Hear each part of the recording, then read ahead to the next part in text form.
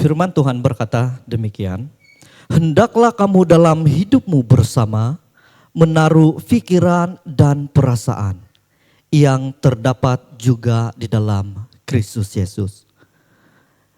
Yang walaupun dalam rupa Allah, tidak menganggap kesetaraan dengan Allah itu memiliki milik yang harus dipertahankan, melainkan telah mengosongkan dirinya sendiri dan mengambil rupa seorang hamba dan menjadi sama dengan manusia. Ayat yang ke-8, dan dalam keadaan sebagai manusia, ia telah merendahkan dirinya dan taat sampai mati, bahkan sampai mati di kayu salib.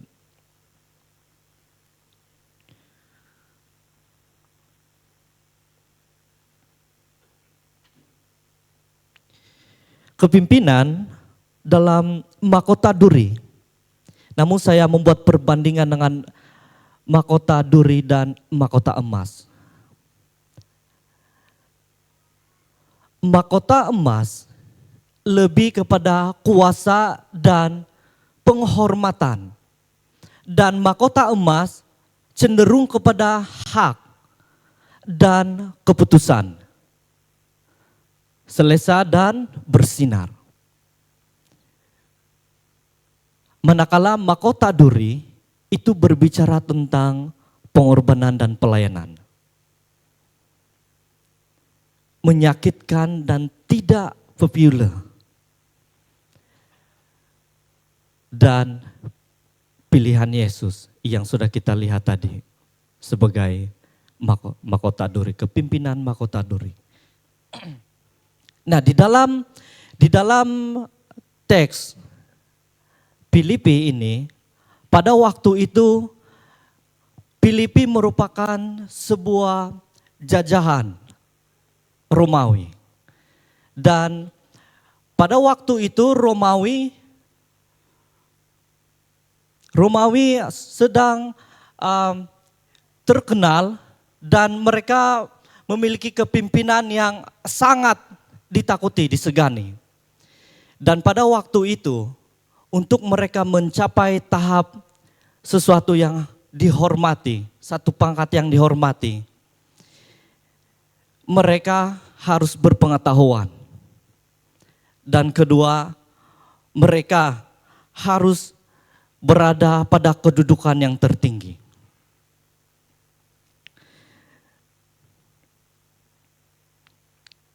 Dan penghargaan masyarakat juga. Dan prinsip mereka, prinsip Romawi pada waktu itu adalah engkau mulia jika engkau menang.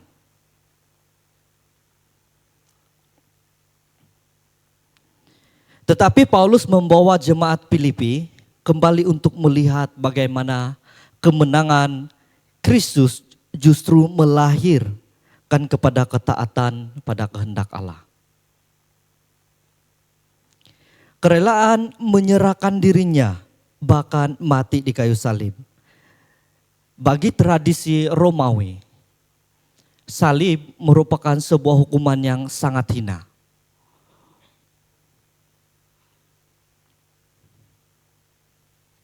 Kemuliaan Kristus datang bukan dari prestasi dunia, tetapi dari ketaatan penuh kepada Allah.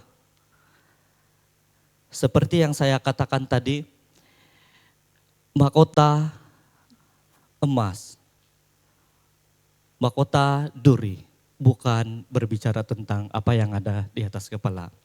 Nah, saya buat rambut saya begini bukan supaya menunjukkan mahkota ini ya.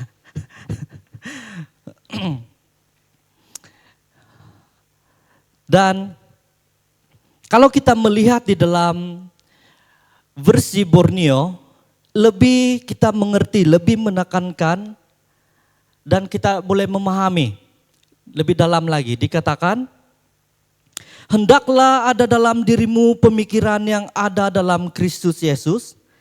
Dia yang sekalipun dalam bentuk Allah tidak menganggap kesetaraan dengan Allah sesuatu yang harus dipertahankan, tetapi dia telah mengetepikan martabat dirinya, mengambil bentuk seorang hamba, dan datang dengan rupa manusia. Dalam keadaan sebagai manusia, dia telah merendahkan dirinya dan taat, sehingga pada kematian, bahkan kematian di salib.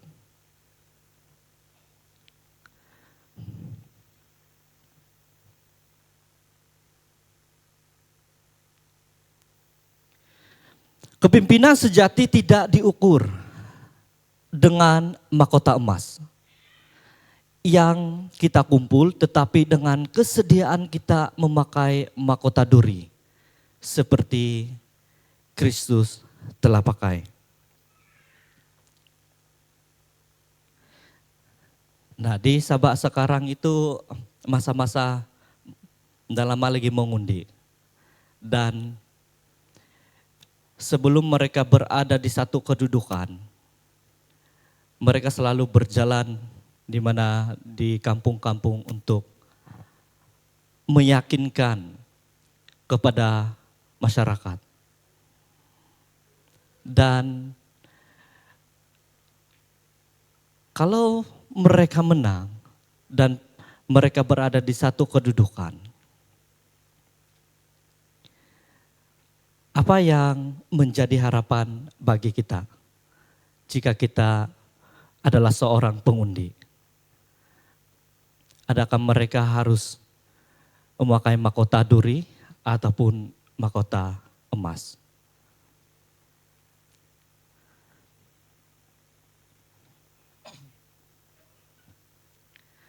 Dari tema ini, saudara, bagaimanakah kepimpinan mahkota duri yang harus kita pakai? Bagaimanakah kepimpinan mahkota duri yang harus kita pakai? Yang pertama adalah pakailah mahkota yang melepaskan hak.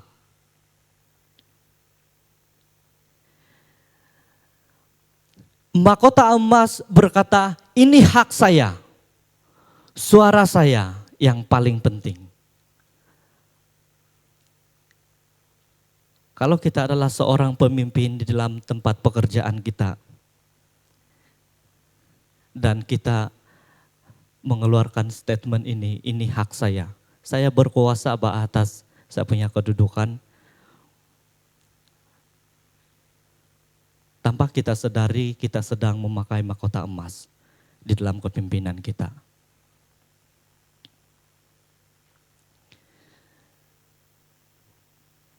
Namun mahkota duri ini bukan tentang saya. Ini tentang Tuhan dan umatnya. Di dalam Kolose 3 ayat 23 mengatakan bahwa apapun yang kamu perbuat, perbuatlah dengan segenap hatimu, seperti untuk Tuhan dan bukan untuk manusia. Di dalam setiap aspek pelayanan kita, baik dalam pekerjaan, baik dalam rumah tangga, kita harus memiliki mahkota duri ini. Bukan untuk kepentingan kita, tetapi kita melihat kepentingan orang lain.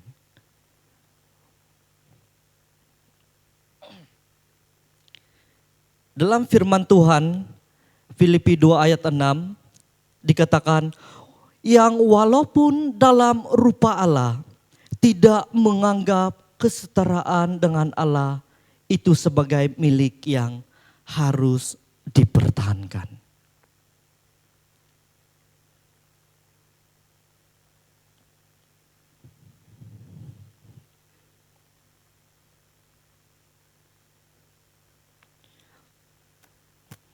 Yesus mengosongkan dirinya secara sukarela. Dan di dalam bahasa Yunani, kata asli itu kenosis. Dan mengosongkan ini Yesus mengambil rupa sebagai hamba. Pada saat Yesus datang ke dunia, ia tidak membawa kemuliaannya. Dan kita sudah mulai masuk di bulan 12 berbicara tentang Natal. Kelahiran Kristus itu bukan di istana, tapi tempat yang hina. Yesus adalah Allah, tapi dia mengambil rupa manusia yang menjadi hamba.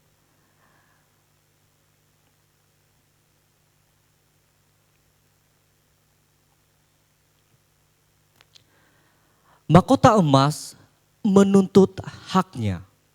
Mahkota duri melepaskan haknya demi orang lain. Mahkota emas seringkali menuntut. Kalau dalam percintaan itu ada part-part di mana saya harus begini dan kau harus ikut ini.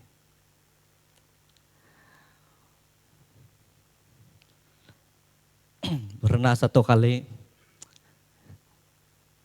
ini kisah sebelum-sebelumnya. Dan bila saya di dalam pelayanan, satu masa dikatakan bahwa dia chat, kau ini selalu sibuk begini dan kau tidak ada waktu untuk saya. Tolonglah bagi masa untuk saya. Dan saya katakan begini, dan saya katakan kepada dia, saya sibuk karena pelayanan.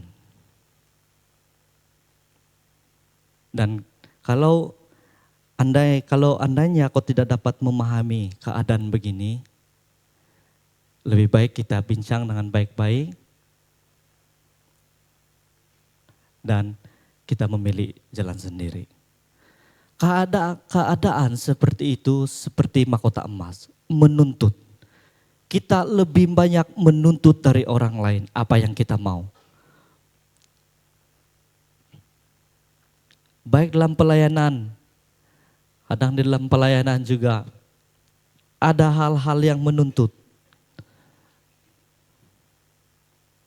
Dan bila kita memakai mahkota emas dalam kepimpinan kita, itu membuatkan orang terpaksa untuk melakukan apa yang kita mau.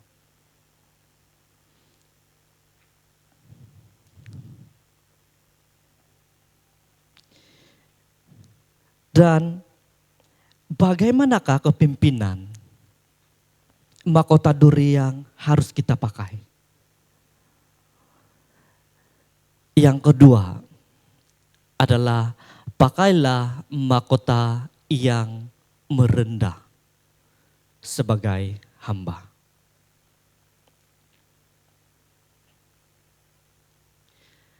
Di dalam Yohanes 13 ayat 15.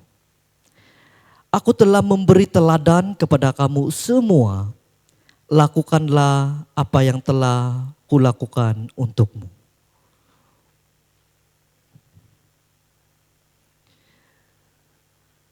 Mahkota emas lebih mencari peluang untuk menonjol di atas pentas.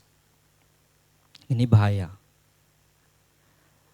Mencari peluang untuk menonjol di atas pentas. Manakala mahkota duri itu mencari peluang untuk melayani di belakang tabir. Kalau kita tidak memiliki mahkota duri ini, kita akan berada dalam satu kesalahan yang besar ketika kita melayani. Karena kita hanya mencari nama. Kita hanya mencari popularity.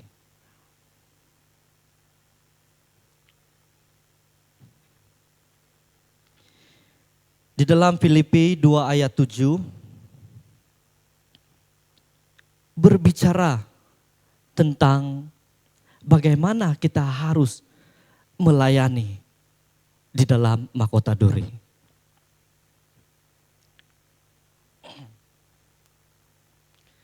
Dan identity bukan lakonan itu mengambil rupa seorang hamba. Artinya bukan soal tentang siapa kita, tetapi bagaimana hati kita di dalam melayani Tuhan.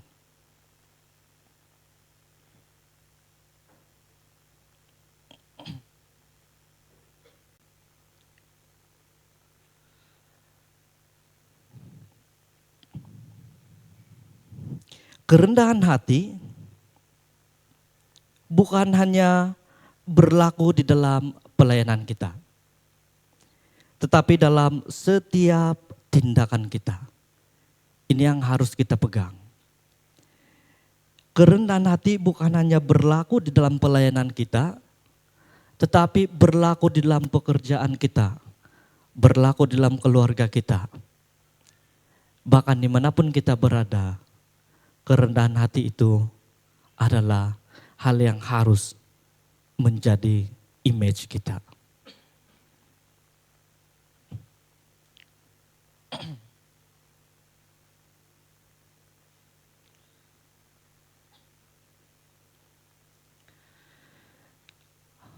Mahkota emas mencari kedudukan untuk dilayani. Mahkota duri mencari orang untuk melayani. Nah, sesuai dengan pengalaman saya ketika saya mengikuti dengan Pastor Lesius dan juga sharing dari Brother Jusli tentang pelayanan mereka di Sungayol. Dan pada saat saya bergabung dengan mereka dan melawat tempat itu, kami sempat pergi merambat. Dan walaupun dalam peristiwa sedemikian saya mengikuti Pastor Lesius pergi menjala ikan, itu sangat mendidik secara rohani saya untuk bagaimana saya harus taat. Dan fokus utama juga harus dapat ikan, kalau tidak lauk. Jadi walaupun dalam keadaan begitu, saya mengambil satu nilai bagaimana saya harus taat. Bagaimana saya harus rendah hati. Dan pada saat saya tiba di Sungayol itu, saya sangat melihat bagaimana perkembangan mereka tentang rohani. Dan semua itu karena sokongan doa keluarga Gloserdang dan juga pemimpin-pemimpin di tempat ini yang melayani di sana. Dan timbul di dalam hati saya, bila saya renungkan kembali kenapa saya harus berada di sekolah Alkitab. Dan ada statement, ada hati nurani saya berkata bahwa bukan soal siapa yang menang tentang bagaimana pandangan doktrin.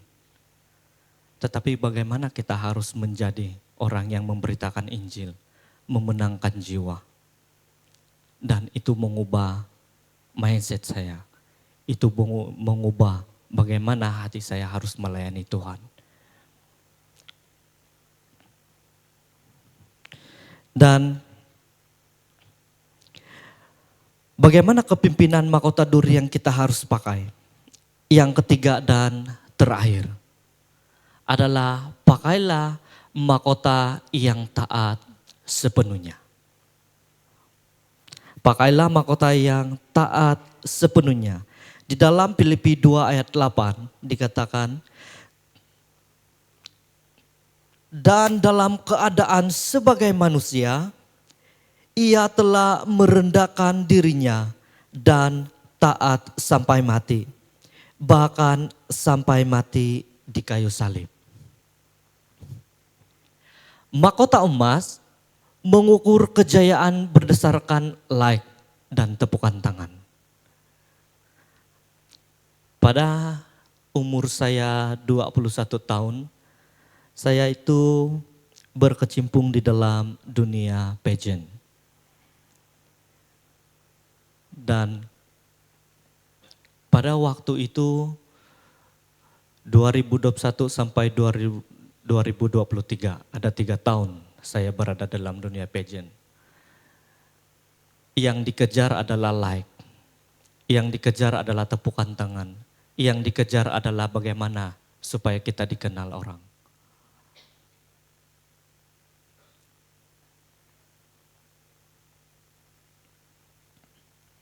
Dan mahkota duri mengukur kejayaan berdasarkan ketaatan kepada panggilan.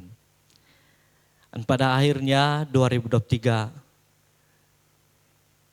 di ujung 2023 saya mengambil keputusan untuk mengikuti Tuhan dengan menyahut panggilan.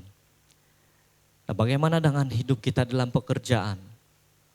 Panggilan kita di dalam pekerjaan juga menjadi orang percaya, memberikan dampak bagaimana kita hidup sebagai orang Kristen.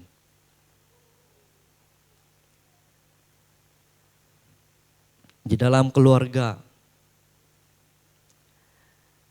di dalam sekolah juga.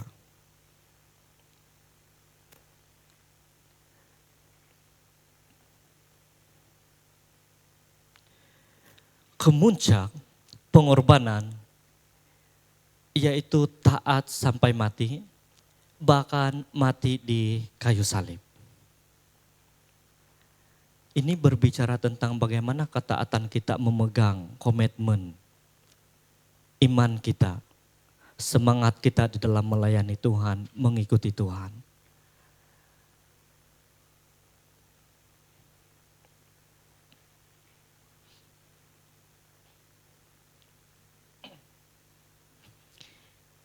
Kita diperhadapkan 2 pilihan. Adakah panggilan ataupun popularity. Di dalam kita bekerja, kita mau melayani Tuhan, motif kita melayani Tuhan, ataupun kita mau naik pangkat.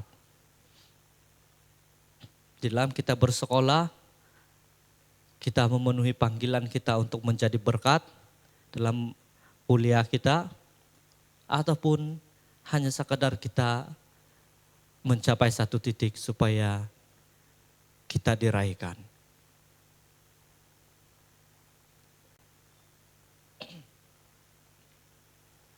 Tapi pada akhirnya, sebagai orang yang mengenal Tuhan Yesus, di dalam iman kita, dalam kekristenan, kita dipanggil untuk taat. Kita dipanggil untuk rendah hati. Kita dipanggil untuk menjadi cerminan.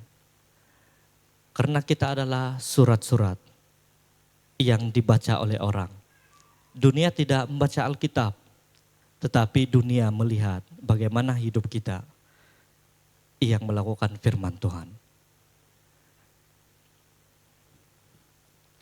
Mahkota emas taat pada popularity. Mahkota duri taat pada panggilan Tuhan walau apapun cost-nya.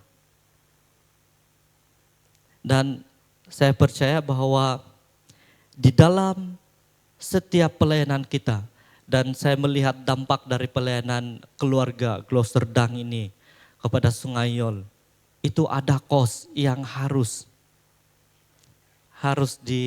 diberikan. Bukan saja dari cost keuangan, tetapi tenaga. Betul? Tenaga, masa, itu juga melibatkan cost.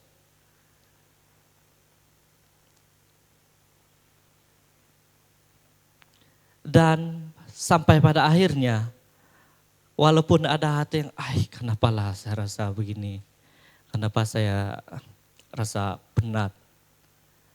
Tetapi ukuran dari setiap apa yang sudah kita tabur, itu bukan menjadi bahagian kita, tetapi bahagian Tuhan untuk bagaimana Tuhan menolong setiap kita di dalam setiap pelayanan.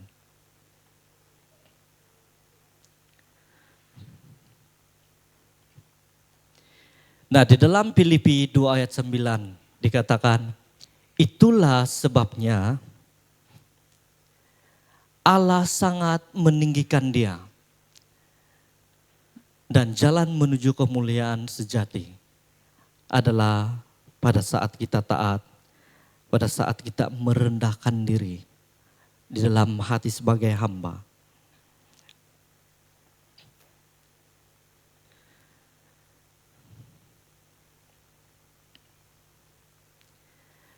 Dan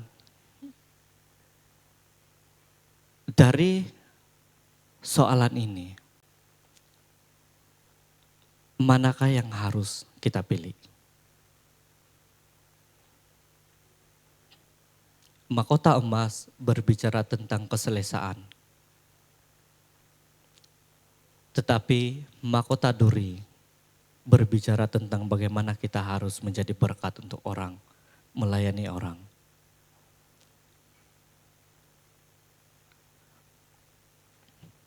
Mari kita berdiri bersama. Kita responi firman Tuhan ini.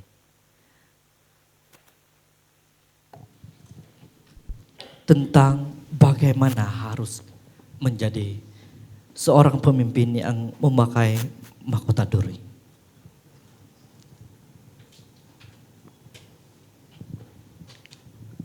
Hari ini saudara, pada saat kita menjadi orang percaya, kita tidak dipanggil untuk menjadi pemimpin dalam memakai mahkota emas. Di dalam pelayanan, di dalam pekerjaan, di dalam keluarga. Tapi saya dan saudara dipanggil Tuhan untuk sama seperti Kristus, memakai mahkota duri, melayani Tuhan, melayani sesama.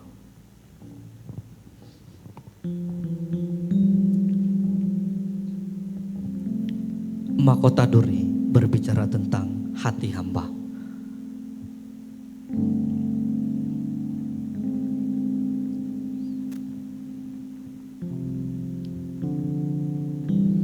Kita naikkan lagu ini sebagai satu respon kita terhadap firman Tuhan.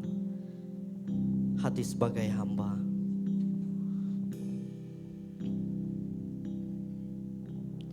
Inilah yang ku punya, hati sebagai hamba yang mau taat dan setia padamu Bapa. Kemanapun ku bawa, hati yang menyembah dalam roh dan kebenaran sampai selamanya. Sekali lagi, inilah yang ku punya. Nyatakan di hadapan Tuhan dengan komitmen kita berjalan dalam rencana Tuhan. Setia padamu Bapa, kemana hati yang menyembah dalam roh dan kebenaran sampai selamanya.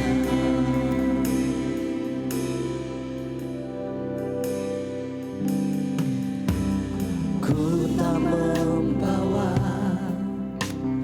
apapun juga. Benar Tuhan.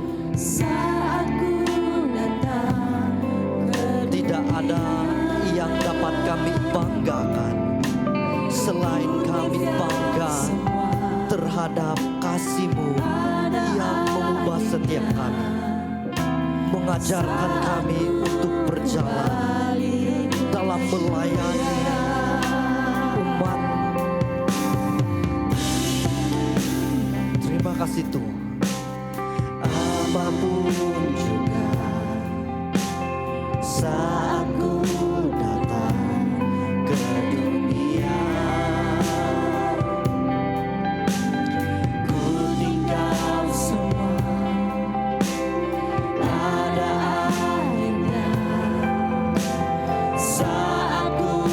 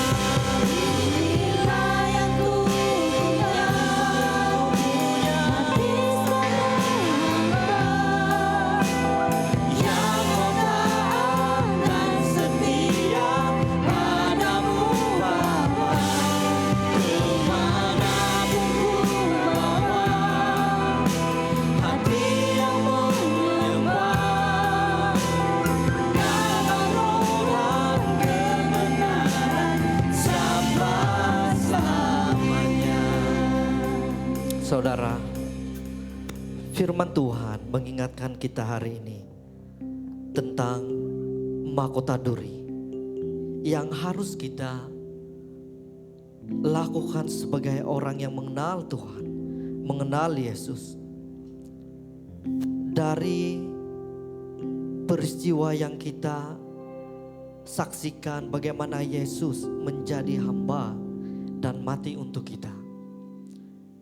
Hari ini sebagai hamba Tuhan, saya mengingatkan kita bersama bahwa panggilan kita di dalam mahkota duri tidak hanya berada di atas member ini. Panggilan mahkota duri bukan hanya berlaku pada saat kita di gereja, tetapi panggilan dalam kepimpinan mahkota duri berlaku dalam setiap aspek kehidupan kita.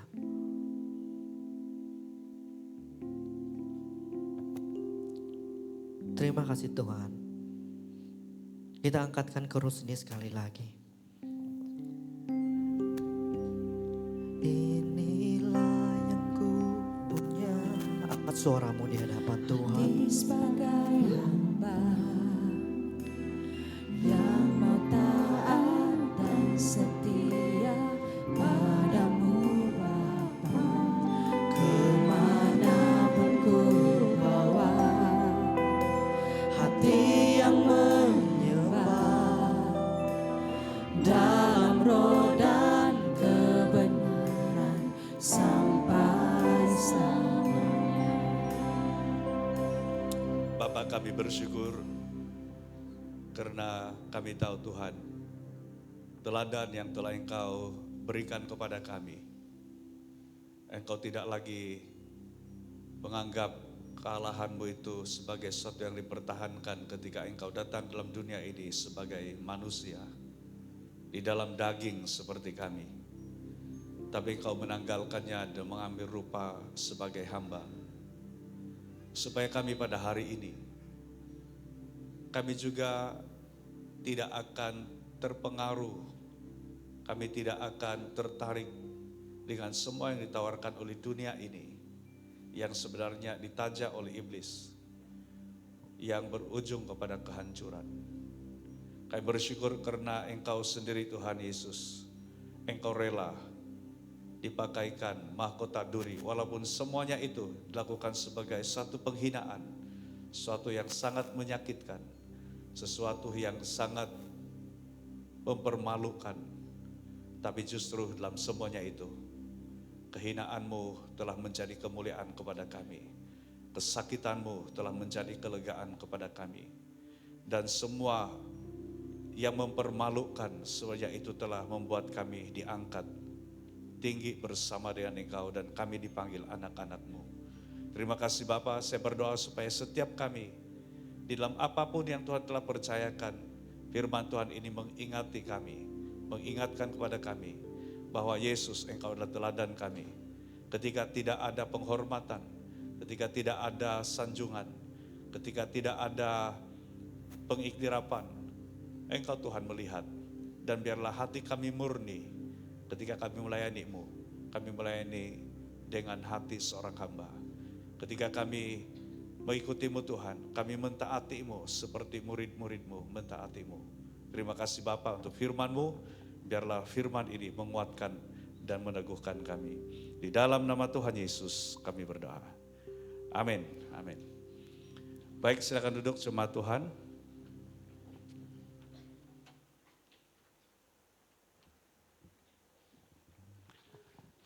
Baik, mari kita persiapkan hati kita untuk kita memberi sebelum kita mendengar beberapa pengumuman pada pagi ini. Dan saya bawa kita di dalam doa. Bapak, kami bersyukur karena kami tahu Tuhanlah sumber segala sesuatu, baik melalui kesehatan kami, pekerjaan, dan juga semua usaha yang dilakukan, sehingga Tuhan menyalurkan berkat-Mu, baik melalui keuangan atau harta yang Tuhan telah percayakan. Dan biarlah kami juga sebagai anak-anak-Mu, kami hidup dalam ketaatan yang tulus dan ikhlas kepada-Mu, baik dalam hal persepuluhan maupun dalam hal persembahan khusus. Dan biarlah dalam semuanya ini Tuhan, Engkau dimuliakan dan Engkau Tuhan memberkati gereja ini untuk menjadi saluran berkat bagi pelayanan-Mu. Terima kasih Bapa, di dalam nama Tuhan Yesus kami berdoa. Amin. Baik, ada 2 kaedah yang kita boleh gunakan untuk memberi. Yang pertama adalah melalui pindahan secara online di account bank kita seperti yang tertera di hadapan. Atau saudara boleh memberi secara tunai dengan memasukkan dalam sampul persembahan, ada sampul persembahan yang disediakan usher, dan saudara boleh masukkan di kotak persembahan yang disediakan di dekat pintu keluar nanti. Ada beberapa pengumuman yang saya mau kongsikan. Yang pertama, pada setiap malam Rabu kita ada ibadah doa di gereja jam 9 malam.